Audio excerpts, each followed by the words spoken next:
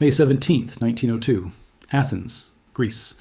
Inside the National Archaeological Museum, a scholar named Valerios Stais leaned over a corroded lump of bronze that almost nobody had bothered to look at twice. For nearly a year, this fragment had been sitting in storage, dismissed as scrap from a shipwreck, just another broken relic pulled from the bottom of the Aegean Sea. Stais brushed away the grime and froze. Beneath the corrosion was a toothed bronze gear, cut with a precision that should not have existed in the ancient world. In that single moment, a question exploded into being that would haunt scientists, engineers, and historians for the next 12 decades, one that no textbook of the time had any framework to even begin answering. What was a machine full of gears doing inside a ship that sank more than 2,000 years ago? And more urgently, what happened to the rest of it? Because what Stais was holding was not the whole device. It was a fragment, a broken shard of something far larger, something whose most important half had vanished into the sea and stayed lost for over a century, its secrets rotting under salt water while the world moved on without it. Today, that missing half has finally been reconstructed, and the answer is stranger than anyone expected. Before we get into it, make sure to subscribe, because this story only gets more unbelievable from here. To understand why this discovery caused such panic among historians, you have to go back to the moment it was first pulled from the sea. It was the spring of 1900, and the Aegean was in one of its unpredictable moods, calm one hour and violently turbulent the next. A crew of sponge divers from the island of Symi, led by their captain Dimitrios Kontos, was forced to shelter near the tiny island of Antikythera, wedged between Crete and the Peloponnese. Rather than sit idle waiting out the weather, the divers decided to search the seafloor. One of them, Elias Stadiatis, descended nearly 150 feet in a heavy canvas suit and copper diving helmet, standard gear for the era. What he found on the bottom sent him into a panic. Scattered across the seabed were dozens of human-shaped figures, limbs, torsos, faces, all lying still in the dark. He assumed he had stumbled onto a mass grave and yanked his signal line, desperate to be pulled back to the surface immediately. When Kontos went down to investigate for himself, the truth turned out to be even stranger than a graveyard. These were not corpses. They were bronze and marble statues, the cargo of an ancient Roman-era ship that had sunk more than 2,000 years earlier and lay undisturbed until that moment. Kontos surfaced, holding a bronze arm, streaked green with corrosion, proof that something extraordinary was waiting below. What followed became the first large-scale underwater archaeological excavation in history. The Greek government and navy joined the effort, and over the following months, an extraordinary haul of treasure was hauled up from the wreck. Marble statues, bronze figures, ancient coins, delicate glassware, and a pile of unidentified corroded debris that nobody paid much attention to. By 1901, most of it had been shipped to the National Archaeological Museum in Athens, where the statues stole the spotlight. The gear fragment that Stais would later examine sat quietly among the debris, misclassified, nearly discarded, until that single afternoon in 1902, when a toothed wheel changed everything historians thought they knew about ancient technology. Radiocarbon and archaeological analysis eventually dated the shipwreck itself to sometime in the second quarter of the 1st century BC, but the device recovered from it appeared to be older still, possibly built decades earlier before ending up as cargo or plunder on that doomed voyage.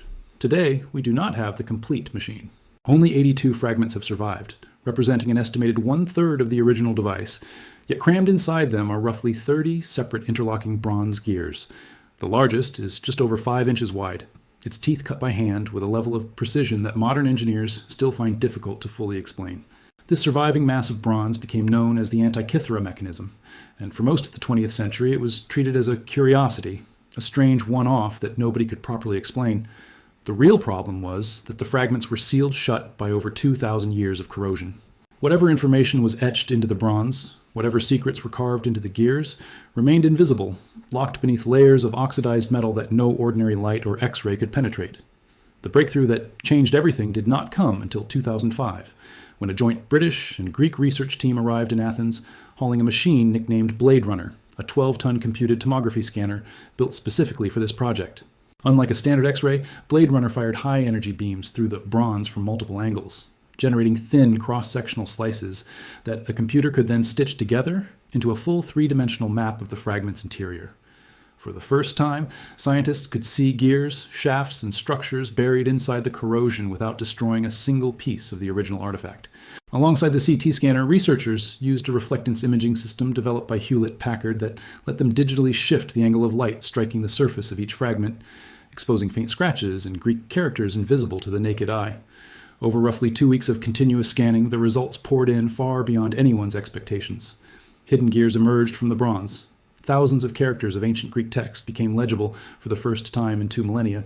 It was as if a machine that had been silent for 2,000 years had suddenly begun explaining itself. But even this breakthrough had cracks in it. Of the nearly 3,000 scan slices captured in 2005, around 25 were never properly recorded, and in some cases the fragments shifted slightly mid-scan, introducing blur and streaking exactly where researchers needed the sharpest possible detail. This gap sat unresolved for over a decade until 2018, when a team at University College London went back into the raw 215 data with modern processing techniques, correcting distortions and recovering slices that had once been unreadable. Suddenly, individual Greek letters that had defied interpretation for years came into focus. This might sound like a minor technical fix, but a single recovered letter on the Antikythera mechanism could completely change the meaning of an inscribed astronomical cycle. These were not decorative flourishes. In many places, the inscriptions functioned like an ancient user manual, and in others, they contained direct mathematical instructions describing how the machine's cycles were supposed to work. This is where artificial intelligence entered the story, and where the tone of this investigation shifted from archaeology into something closer to a race against time. DeepMind, the AI research lab, had developed a language model called Ithaca, purpose-built to help historians reconstruct damaged and incomplete ancient Greek inscriptions. On its own, Ithaca could predict missing characters in fragmented Greek texts with roughly 62% accuracy, but when paired with human epigraphists, the results were staggering. In controlled tests, the accuracy of restoring damaged inscriptions jumped from around 25% for humans, working alone to more than 70% when human expertise and AI predictions were combined. It's important to be precise about what this meant. The AI did not sit down and design the missing sections of the Antikythera mechanism. Its role was narrower and, in a way, more powerful.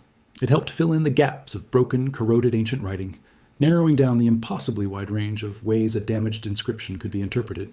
As the text sharpened, so did the range of possible designs for the machine's missing front section, the very section that had been sitting unsolved on the ocean floor of scientific mystery for more than 100 years. Before tackling that missing front half, researchers had a stronger foundation to work from, the machine's back section, which had survived in comparatively good condition.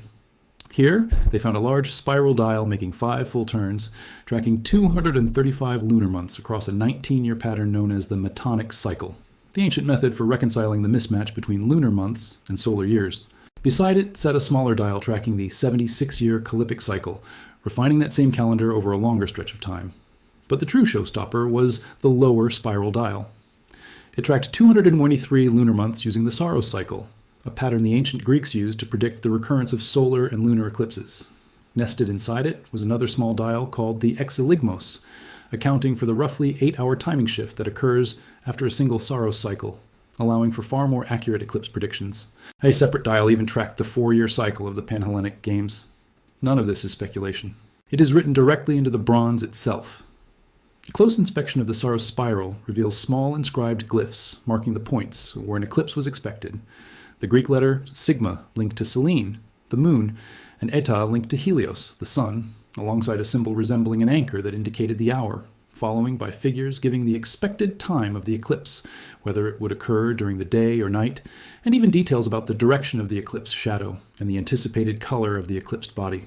In practice, this meant a person could simply turn a hand crank, select a month, and read off exactly when the next eclipse was expected, and what it would look like, a level of predictive precision that has no known parallel anywhere else in the ancient world. The month names inscribed on that back dial turned out to hold a second layer of mystery. In 2008, researchers published a detailed study attempting to reconstruct the full set of month names on the Metonic dial, expecting them to match the well-documented Athenian calendar. They didn't.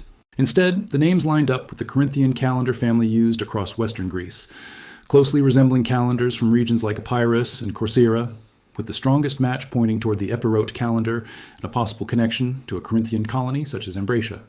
This detail matters more than it first appears. The ancient Greek world did not share a single unified calendar. Each city and region kept its own version, with its own month names. Finding a specific regional calendar embedded in the machine is a little like discovering the language and regional settings baked into a piece of hardware today. It strongly suggests the Antikythera mechanism wasn't a mass-produced, one-size-fits-all device distributed evenly across the Greek world, but something built for a specific region, possibly for a specific patron. It doesn't reveal exactly who owned it, but it narrows the cultural and geographic fingerprint left on the machine considerably. With the back of the machine largely understood, researchers turn to the far harder problem, the front. This is where the real panic set in among historians, because so little of it had survived. Most of the gears and display plates that once occupied this section were gone entirely, lost to the sea or to 20 centuries of corrosion. All that remained were a few pieces of the front cover plate, but crucially, those pieces still carried inscriptions. In 2016, a research team published a landmark study of this front cover text, and what it revealed reframed the entire challenge. The inscriptions described the 5 planets known to the ancients: Mercury, Venus, Mars, Jupiter, and Saturn, and provided specific integer ratios linking each planet's synodic cycle, its total years, and its complete rotations through the zodiac. These weren't vague poetic descriptions, they were hard mathematical constraints. Any proposed reconstruction of the missing front section had to satisfy these exact ratios, or it was wrong. The challenge had shifted from guesswork to engineering. How do you fit gear trains for 5 planets, the sun and the moon, into a machine roughly the size of a large book, without any of the gears physically colliding with one another? Any credible answer had to satisfy 3 unforgiving constraints simultaneously. First, the mechanical evidence, whatever gears and structural elements had survived, dictated the kind of technology available to the machine's original builders. Second, the mathematical ratios etched into the front cover inscriptions, which fixed exactly how fast each gear train needed to turn relative to the others. Third, physical space. The thickness and width of the original bronze frame were fixed by the surviving fragments, meaning every wheel, shaft, and tube had to fit inside that footprint without colliding. Researchers couldn't simply imagine an elegant planetary system and declare it correct. It had to survive contact with the real, immovable evidence. Much of the early groundwork here came from Michael T. Wright, a curator at the Science Museum in London, who, in the early 2000s, built working physical models of the Antikythera mechanism using epicyclic gearing, small gears mounted on rotating arms attached to larger gears to replicate the variable speed at which planets appear to move across the sky. He combined this with a pin and slot mechanism, in which a rotating pin traveling inside a slot causes a connected gear to speed up and slow down cyclically. This mattered because ancient Greek astronomers had already observed that planets do not move at a constant pace across the sky. They slow down and periodically appear to reverse direction entirely, a phenomenon known as retrograde motion. Wright built a full planetarium model even before all the front cover inscriptions had been deciphered, and while his specific design was later revised, he proved something historians could no longer dispute. A planetary display machine like this was mechanically achievable, using tools and techniques available to the ancient Greeks. From that point forward, the debate stopped being about whether such a device could exist and became a question of how the real one had actually been built. The most significant leap came in 2021, when a team from University College London unveiled a new model proposing 34 gears for the front section, fitted precisely within the surviving frame. What set this model apart wasn't just the gear count, but a set of remarkably thin, nested tubes running through the very center of the machine. At the heart of the design sat a small dome representing Earth alongside the lunar system, with individual gear trains for each planet arranged around it. The central engineering challenge was routing every one of these separate movements to the front display, without any of them physically intersecting. The solution was a stack of extremely thin tubes nested one inside another, all passing through a shared central hub, an arrangement researchers named the central coaxial output.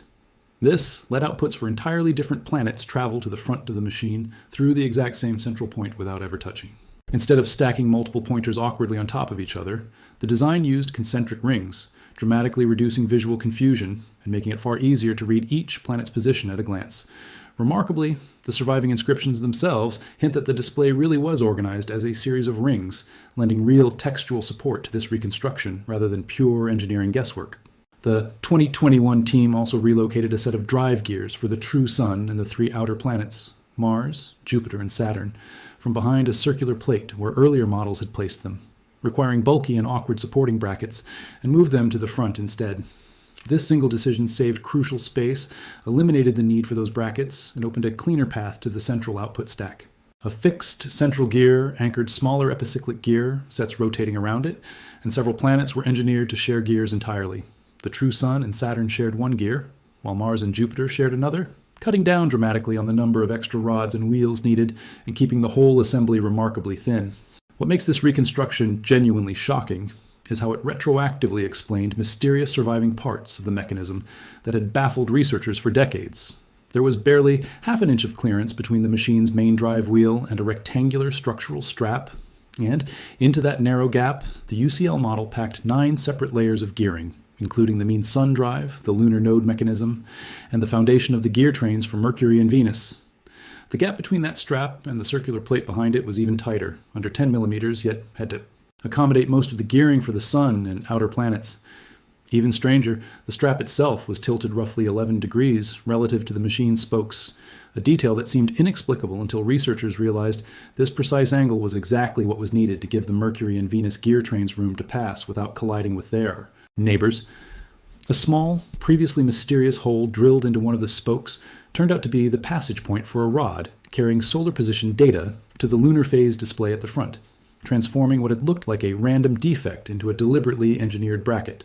Separate fragments containing partial gears and oddly shaped bearing surfaces suddenly found explanations too, one connecting logically to the epicyclic gearing that drove Venus's irregular motion, another matching perfectly with a small gear set responsible for tracking the lunar nodes, the points where the moon's orbital path crosses the sun's apparent path across the sky. Combine the 34 newly proposed front gears with the 35 already confirmed at the back, and the total reconstructed mechanism reaches an astonishing 69 gears, a number that would have sounded absurd to historians just a few decades earlier, when the machine was still assumed to be a relatively simple calendar device rather than a functioning model of the entire known solar system. This is not a rough estimate. Researchers were able to specify likely tooth counts and physical positions for many of these gears individually. Every planetary gear train was engineered to be as compact as the underlying mathematics allowed. Displaying the true sun required just 3 gears. The outer planets, Mars, Jupiter, and Saturn, each needed compact 7-gear epicyclic sets. Mercury and Venus, whose visible motion is far more erratic, required 5-gear trains built around the pin and slot mechanism to replicate their speeding up and slowing down.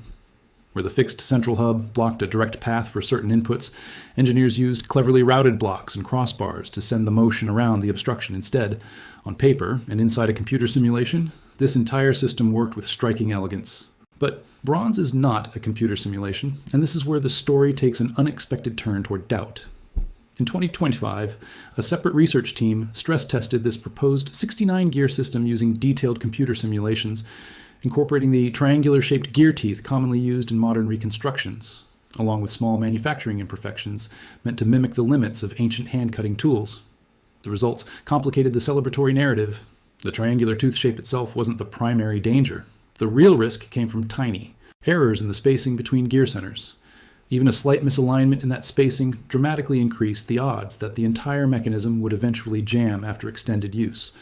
This doesn't overturn the 2021 reconstruction, but it does leave open a set of genuinely unresolved engineering questions. What tooth profile did the ancient Greek makers actually use? How precise were their measurements really capable of being? How smooth was their bronze, and how did they manage friction and wear across years of continuous operation? Far from closing the case, this finding turned the Antikythera mechanism from a solved historical curiosity into an active, testable engineering problem, one that modern metallurgists and mechanical engineers are still working through today. Picture the completed machine now, sitting in front of you, and imagine turning its hand crank. As the internal gears engage, the front display comes alive like a small mechanical universe unfolding in real time. At its center sits a small dome representing Earth, with a pointer tracking the moon's position against the zodiac. Beside it, a small ball, painted half black and half white, rotates to display the current lunar phase, fully dark for a new moon, fully lit for a full moon, with every stage in between visible as it turns.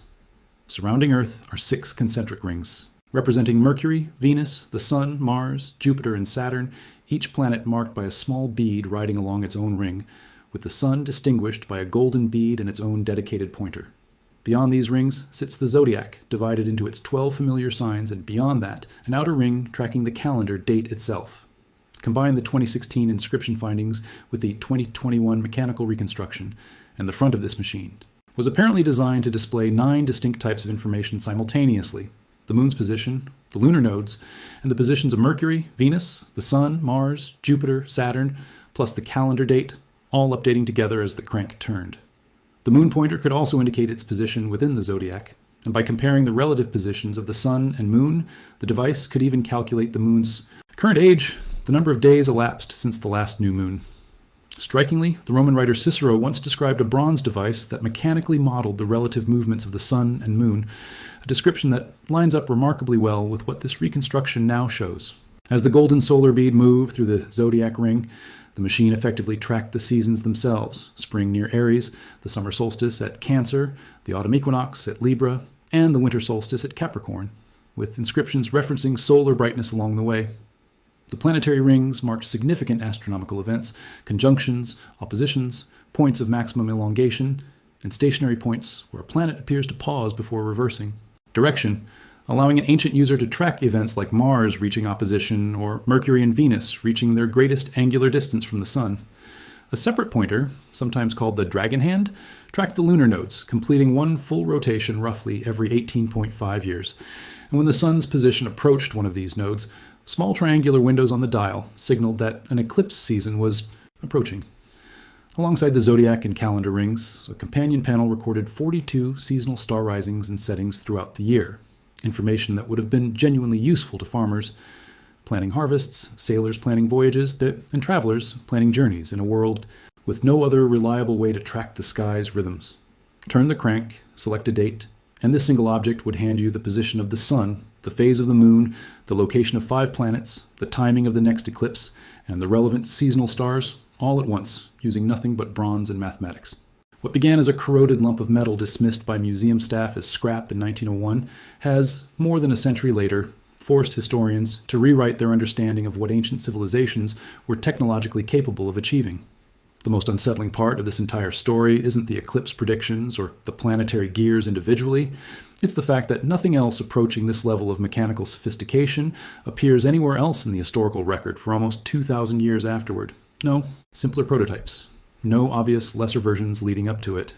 Just this one object, seemingly appearing out of nowhere in the archaeological record, then vanishing again for 2 millennia, until a sponge diver in a canvas suit stumbled onto its wreckage almost by accident. It raises an uncomfortable question that no amount of CT scanning or AI-assisted translation has fully answered.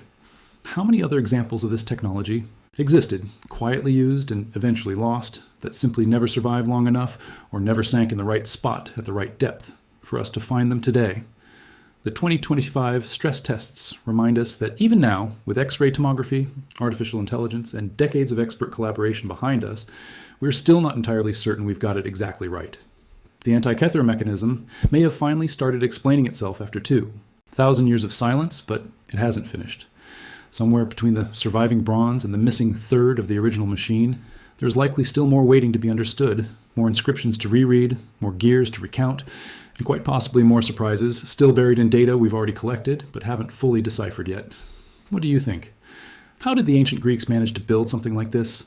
And what does it say about the technology we assume we haven't rediscovered yet? Let us know in the comments, and don't forget to subscribe for more stories like this one.